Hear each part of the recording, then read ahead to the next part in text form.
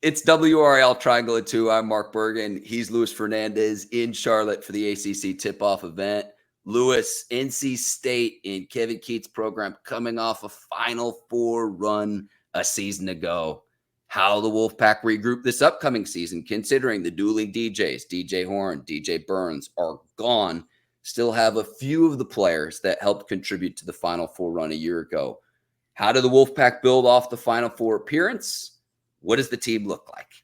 Well, I think one of the kind of calling cards of Kevin Keatts' coach teams the past few years have, at least in terms of the roster construction, has been the success in the transfer portal, right? DJ Horne, DJ Burns, both transfers.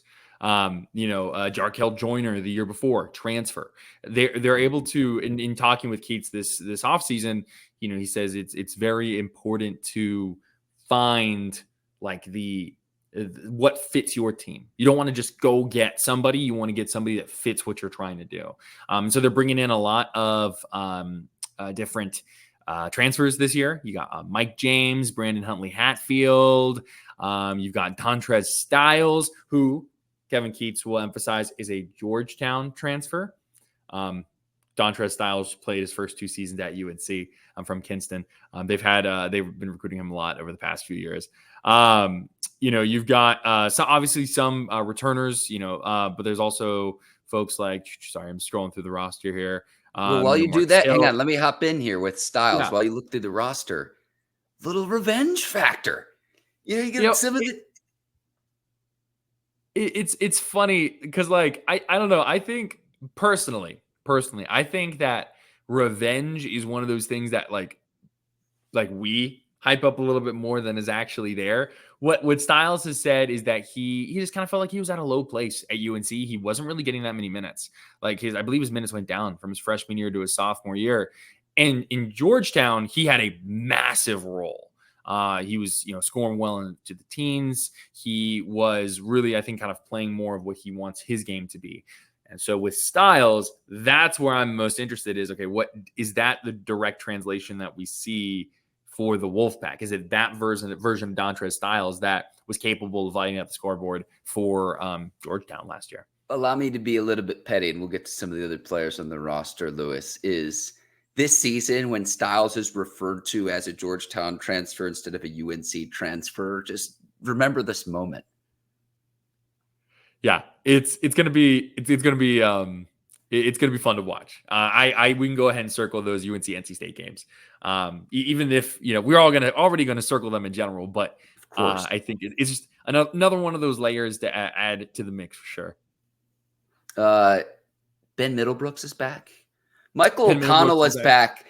Had State won the national championship, like they should erect a statue in his honor for the shot that he had in the ACC tournament to keep the season alive. Like, yeah, I hope that's not just forgotten about in the ether because the run doesn't happen without that play. State was left for dead. Yeah, I know it doesn't. Like it's funny with those kind of runs that like NC State went on in the Final Four last year. There are always like those moments, you know what I mean, where it's like you're teetering on the verge of destruction, and one kind of wild play ends up kind of willing you forward. That's the shot that sent it to overtime, and eventually got them to beat Virginia in the semifinals and get to that ACC championship game where obviously they beat UNC. So it's Michael, and it's one thing too with Michael O'Connell. I think people will remember that shot, but the way his game progressed over his time with NC State, the former Stanford transfer, the way his game progressed, he became a lot more confident, a lot more vocal, and was distributing the ball, even better. So I think, him and Ben Middlebrooks are both going to be really interesting players. Ben Middlebrooks, people like he went out there and scored like 20 points in against Texas Tech, I think is what it was in the NCAA tournament. Yeah. So it's State has like a lot of these players that I look at them on paper on the roster and I'm like, oh, interesting. And so how they come together, I think is going to be like what that team looks like as a whole. I think is going to be fascinating, and could be the big point of, will they be back, in the top 25? Will they be back in contention for ACC championships? Will they return to the NCAA tournament for the third straight year under Kevin Keatts? That's the key for me, Lewis, is I'm not expecting to say, oh, this team has to go on a Final Four run. Hopefully it's not another 40 years.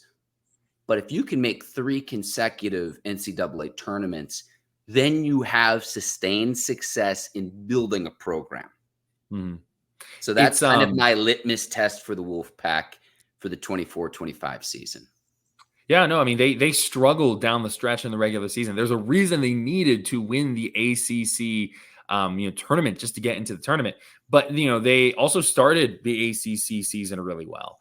So it's like, okay, which one of these points are we going to see NC State? They've really emphasized, hey, this is a new season. We cannot live off of the, glory of last year. They've said that they have to, continue to take those steps forward. So my big thing is you cannot win a championship if you do not make the playoffs.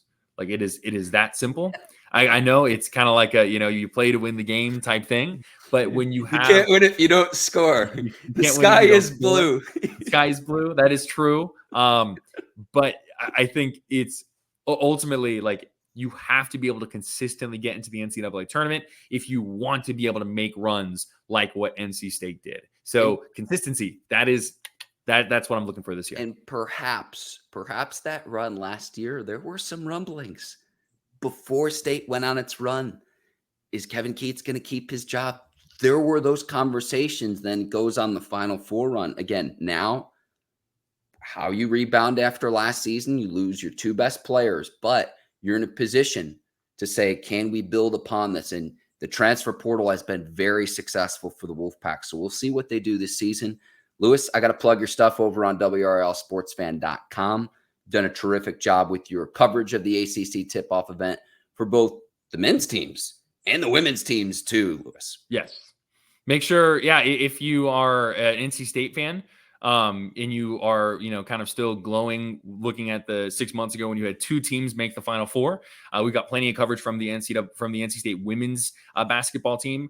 You can hear from Wes Moore, hear from Isaiah James. I had a one-on-one interview with Sanaya Rivers where we talked for about 6 minutes just on like a little bit of everything, whether it be her experience with Kelsey Plum and the dog class is DAWG class, where a bunch of top players kind of came together and in practice over the offseason, or whether it be just rebounding from the Final Four and where you go from there, what the team looks like.